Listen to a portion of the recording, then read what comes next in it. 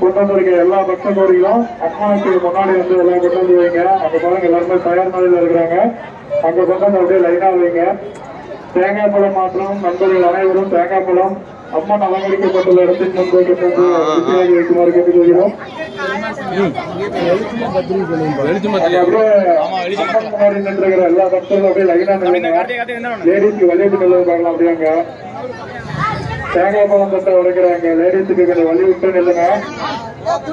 எல்லாரையும் லைனா நிக்க வைங்க. குதிரை அப்படியே எல்லாத்தையும் லைனா நிக்க சொல்லுங்க. எல்லாத்தையும் இல்லடா வெறும்